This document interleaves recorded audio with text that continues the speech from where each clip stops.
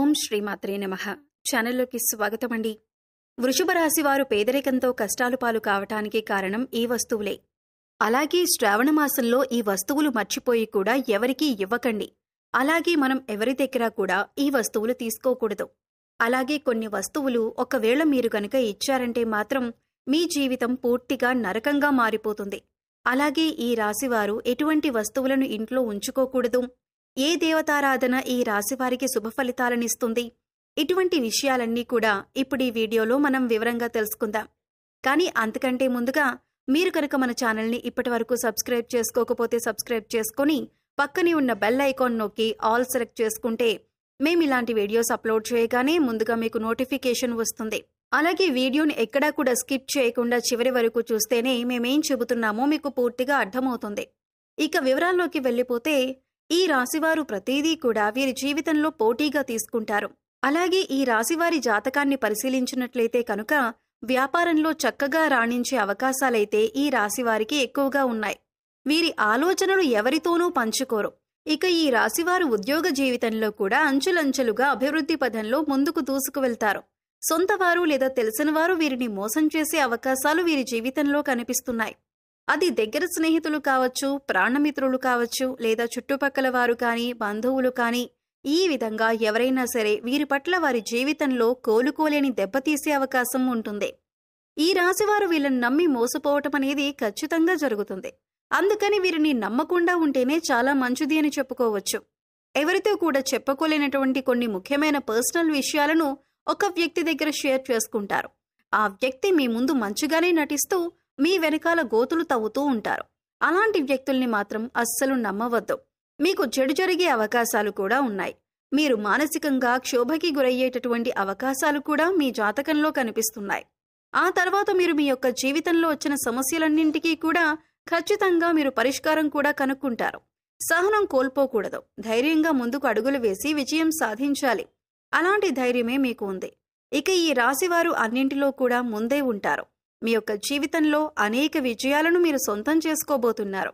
అదేవిధంగా మీ సంతానాన్ని అభివృద్ధి పథంలో నడిపించటానికి మీ జీవిత భాగస్వామి ఎంతగానో కృషి చేస్తారో ఈ విధంగా మంచి చెడు అనే అంశాలు ప్రతి ఒక్కరి జీవితంలో కూడా ఉంటాయి. మీ యొక్క జీవిత భాగస్వామి అన్ని అంశాలలో మీకు సపోర్ట్ చేస్తారు. అందువల్ల మీకు ఎక్కువగా అనుకూలమైన ఫలితాలు కనిపిస్తూ ఉంటాయి. ఇక మీ యొక్క వ్యాపార భాగస్వాముల వల్ల కొన్ని మనస్పర్ధలు వచ్చే అవకాశాలైతే ఈ సమయంలో ఎక్కువగా ఉన్నాయి. మీ కుటుంబ సభ్యులతో మీరు తగాదాలు పెట్టుకుంటారు. దానికి మీ యొక్క వ్యాపార భాగస్వామిలే కారణం. కాబట్టి ఈ విషయంలో మీరు తగిన జాగ్రత్తలు తీసుకోవాల్సిన పరిస్థితి అయితే కనిపిస్తోంది. ఈ విధంగా ఈ రాశివారి జాతకం ప్రకారం వీరి జీవితంలో కొన్ని మంచి ఫలితాలు ఉంటే మరికొన్ని చెడు ఫలితాలు కూడా ఉంటాయి.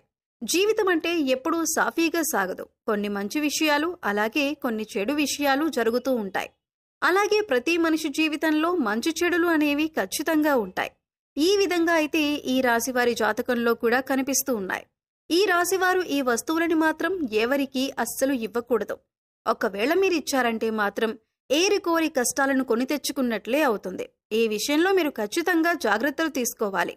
ఈ ఒక్క విషయాన్ని మాత్రం మీరు తెలిసి కూడా నిర్లక్ష్యం చేశారంటే మాత్రం మీరు ఎనలేని కష్టాల పాలవుతారు. కాబట్టి ఈ వస్తువులను ఎవరికీ ఇవ్వకండి.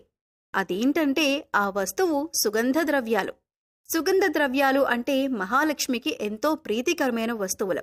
కాబట్టి మీరు ఆ మహాలక్ష్మీదేవి యొక్క అనుగ్రహాన్ని పొందాలంటే కనుక ఈ సుగంధ ద్రవ్యాలు ఎవరికీ అస్సలు ఇవ్వకూడదు. సుగంధ ద్రవ్యాలంటే మనం వంటింట్లో ఎక్కువగా వాడుతూ ఉంటాం కదా, అదేనండి.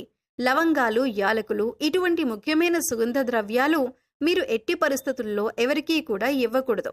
చాలా వరకు మనం చూస్తూ ఉంటాం, ఏదైనా మనం వంట చేస్తున్నప్పుడు మన ఇంట్లో ఏదైనా ఒక వస్తువు లేకపోతే మన పక్కింట్లో ఉండేవారిని కానీ, లేదా ఎదురింట్లో ఉండేవారిని కానీ, లేకపోతే స్నేహితులు, ఇరుగు పొరుగు వ్యక్తుల దగ్గర ఆ వస్తువు తెచ్చుకుంటూ ఉంటాం.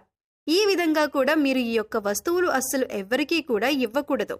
మీరు మర్చిపోయి కూడా ఎవరికీ ఇవ్వకూడదు. ఒకవేళ మీరు మర్చిపోయి వాటిని దానంగా కానీ, సహాయంగా కానీ ఇచ్చారంటే మాత్రం మీరు లక్ష్మీదేవిని మీ ఇంటి నుంచి పంపించినట్లే అవుతుంది. తద్వారా మీరు కోరి కష్టాలను కొని తెచ్చుకున్నట్లే అవుతుంది. అప్పుడు లక్ష్మీదేవి ఇంట్లో నుంచి బయటికి వెళ్ళిపోతుంది. ఎన్నో రకాల సమస్యలు, ఇబ్బందులు, కష్టాలు మిమ్మల్ని వెంటాడుతూ ఉంటాయి. ఆర్థిక పరంగా కూడా మీరు చాలా అంటే చాలా నష్టపోతారు. కాబట్టి ఈ విషయంలో మీరు ఎంతో జాగ్రత్తగా ఉండాలి. సుగంధ ద్రవ్యాలు ఎవరైనా మిమ్మల్ని అడిగితే మీరు లేవు అని చెప్పటం చాలా ఉత్తమం.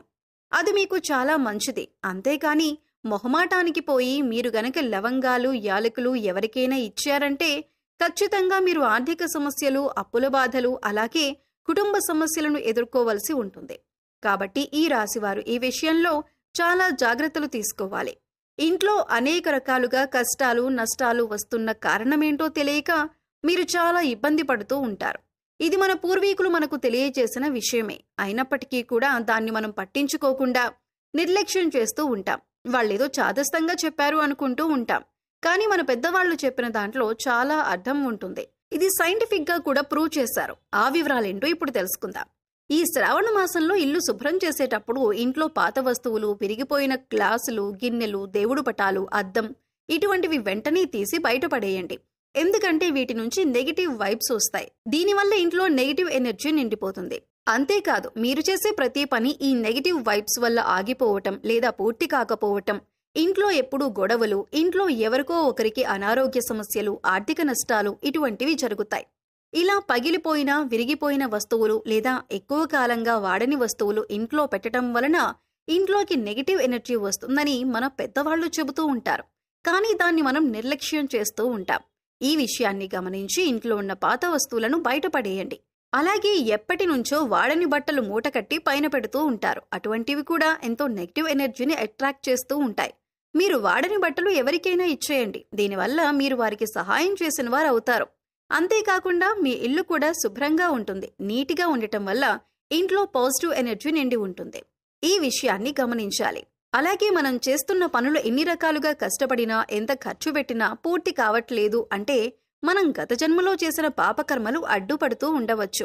కొంతమందిని చూసుకున్నట్లయితే ఎన్నో రకాల పూజలు, పరిహారాలు చేస్తూ ఉంటారు.